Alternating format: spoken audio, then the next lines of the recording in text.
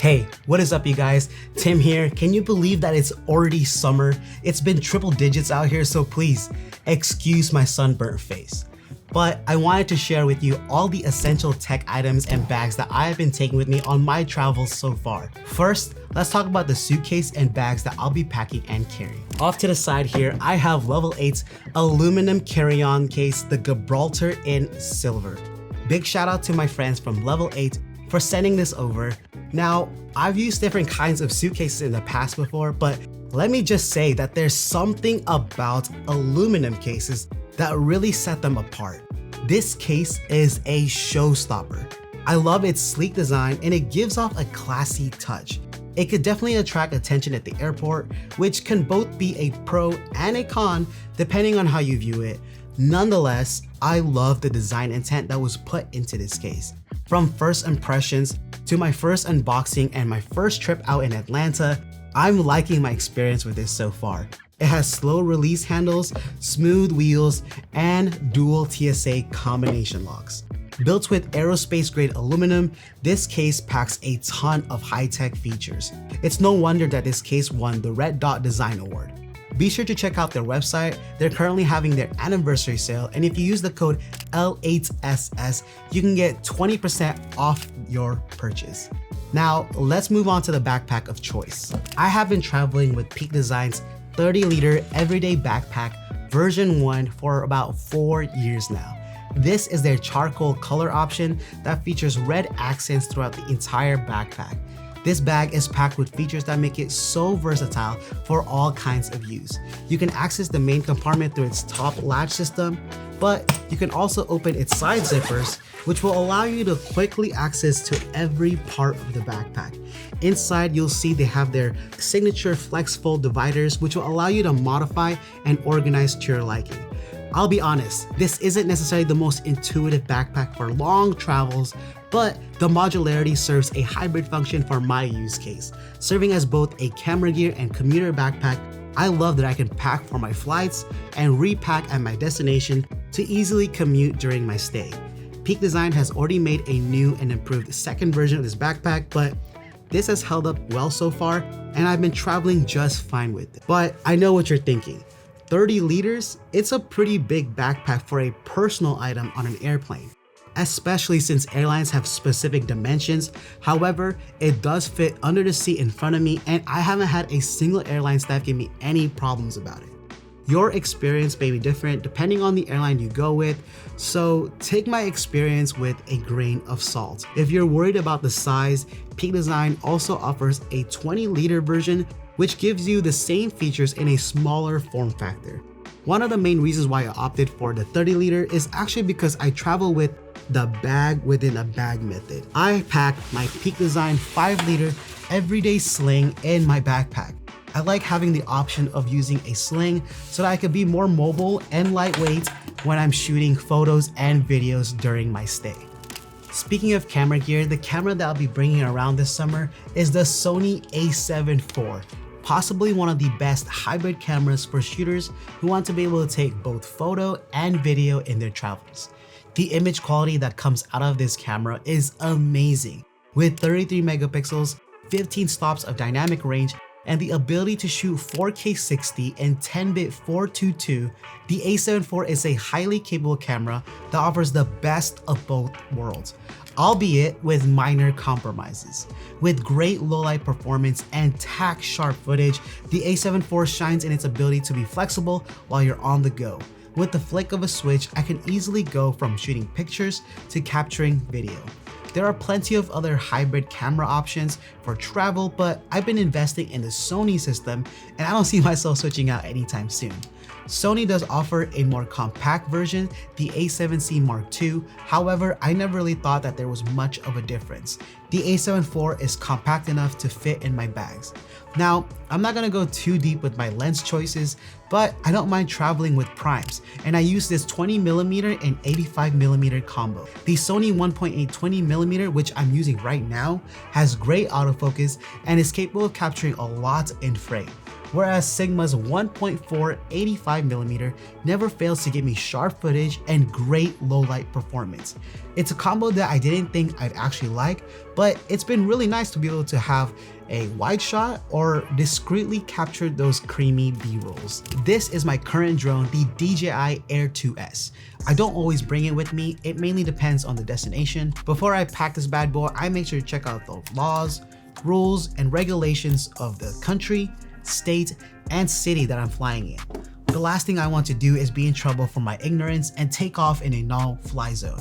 Or worse, have my drone confiscated at an airport before entry. At the time of purchase, the Air 2S was revolutionary for making a smaller drone with a 1-inch sensor that can shoot in 5.4K.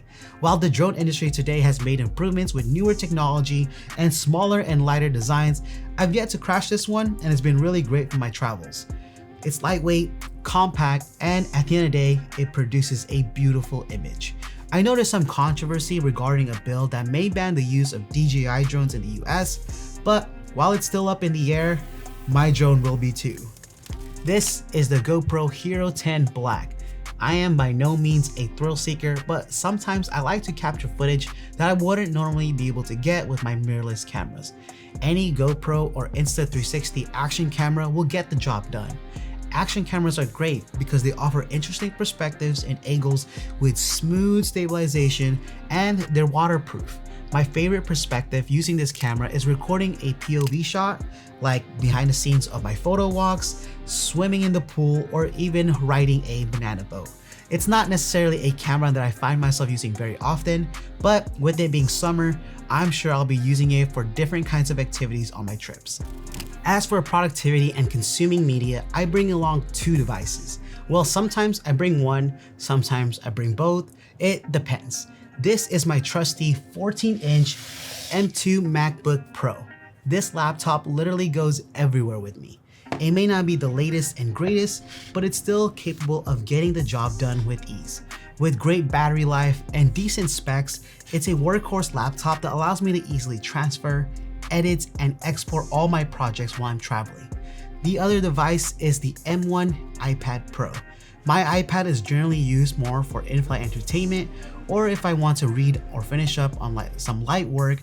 Generally, I prefer to use a bigger screen compared to using my iPhone, especially when I'm watching YouTube or streaming movies.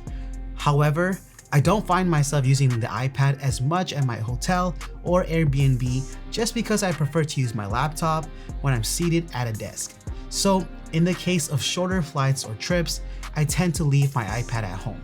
What I do bring on all my travels are my everyday carry items. This includes my iPhone 15 Pro, my Apple Watch, and AirPods Pro. I won't go into full detail in this video, but I've made a more in-depth video of my daily tech essentials. If you haven't watched it yet, be sure to check out that video after you watch this one. However, I do have an update in my EDC rotation. I have been rocking this new MagSafe accessory and phone case combo from MOFT. This is their snap phone case and tripod stand. With a quick flip, I can unfold the stand and easily have a handy tripod and stand for my phone. 3 main ways to use it: floating, vlogging, and stand mode. From watching shows to getting shots, you can get creative in how you use it as a tripod and phone stand. It comes in really clutch when you want to be more discreet and be more mobile while creating content and capturing memories on your travels. Something that I've been doing more recently is pack a Bluetooth speaker on my travels. I have been using this portable Marshall speaker, the Willen. I'll be honest, I didn't think much of the speaker because of its size. But man, this packs a punch without getting too muddy. I'm no audiophile, but I was surprised from its clarity and sound separation. I love the rugged design, and I'm a fan of the iconic Marshall look. The brass and gold accents look so good. It has up to 15 hours of playtime and is easily controlled by one knob. There's a flexible strap in the back that allows you to hook up the speaker in creative ways. Music can drastically switch up the ambiance and mood in a matter of seconds. From vibing next to the pool to lounging around in your hotel room, this makes traveling so much more enjoyable. Bringing this much tech requires a lot of charging. These are all the chargers I bring with me. They all serve different purposes. This first one is a portable charger that stands out from the rest. This is the MChaos 10,000 milliamp wearable power bank from Fansdreams. It features a 28-inch retractable cable and a carabiner that can simply attach to your bag. Once the cable is pulled, there is an LED display that indicates its power status. This charger offers two color options in gray or in white, and it could come with either a Type-C or a lightning cable. You could also charge via this USB-C port right here. On my travels, I prefer having a 3-in-1 charger to charge all of my EDC items overnight. This is Anker's 3-in-1 MagSafe Cube charger that is able to charge up to 15 watts. It's an all-in-one solution that can charge my iPhone, AirPods, and Apple Watch at the same time. The top of the cube can be adjusted to change the viewing angle of your phone while it's charging. And once open, you can then insert your AirPods Pro to charge wirelessly. The Apple Watch charger is accessible by pressing on the side here. I love how it acts like a nightstand charging station, allowing me to keep everything in one central place. With everything being wireless, it reduces the clutter of cables. Last but certainly not least, I always make sure to bring my 75-watt Epicka travel adapter. This all-in-one adapter has 4 different plugs that can fit into the sockets of most countries in the Americas, Europe, and Asia. With a full AC outlet and 2 USB-A ports and 3 Type-C ports, this charger can charge up a good amount of devices. This is where I plug in my laptop, iPad, and cameras. Before traveling to another country, it's always good to look up what plug sockets they require for you to charge up all of your tech devices. These are some of the tech items and bags that I'm carrying and packing for my upcoming trips. I hope this video was helpful. There are so many other tech items that I bring with me that I didn't even get to mention. However, I do have a video about a travel tech pouch from Peak Design. If you haven't watched it yet, make sure to check it out. Lots of small goodies that I think you'd like to bring with you on your travels. I think I like doing this and making more of these kinds of videos where I show different kinds of tech items that I bring on my trips. But hey, leave a comment of your thoughts. A like is always appreciated. And if you like this kind of video, make sure to subscribe. See y'all in the next one.